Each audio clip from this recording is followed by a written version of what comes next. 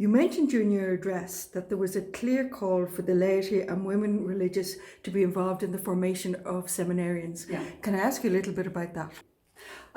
Well, first of all, laity and women are in many parts of the world, including in Britain, involved in the formation of seminarians, and it's a very good and healthy thing because it involves the whole of the people of God and the whole of their lived experience in the teaching of those who are going to have a principal role in the pastoral care of people who are living a very different life from themselves. So it's very important that they get teaching from those who actually represent this lived experience. But that call mostly came from the Global South, where that is not so much the case, although it is increasingly the case that some women theologians and sisters who are theologians are being allowed a very minimal role. I think it can only be a healthy thing when, as it were, a representative of the voice of the whole people of God takes part in the formation of the priests of the future.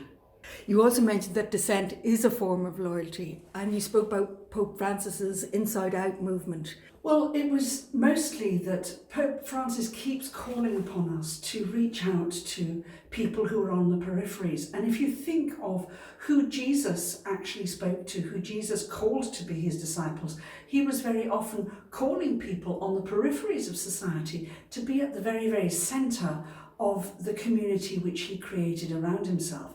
And I'm saying that therefore very often those who think of themselves as at the centre of the whole church, namely those who work within the church's hierarchical structure, actually find themselves, because they're so separated from the normal lived experience of the majority of the faithful, they are actually on the peripheries. And the people who really are at the centre are the ones who are living the gospel day by day from the perspective of ordinary human people trying to live their ordinary human lives in the light of Christ's teaching.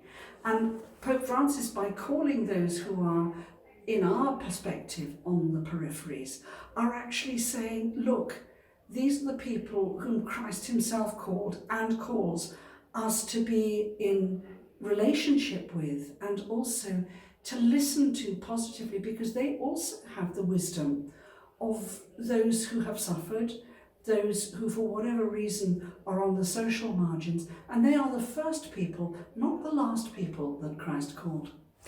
There is a train of thought that synodality is leading to schism, and yet you would suggest it's not a crisis of loyalty. What would you say to those who are fearful?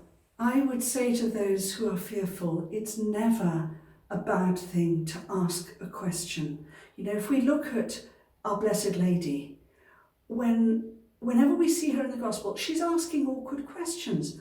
How can this be? Why have you done this? Do whatever he tells you. You know, she's inquiring, she's trying to sift the question of what is God trying to do for us? I think when we ask those questions without fear, it will lead us to the truth if we have faith, hope and love, not only for God but for one another.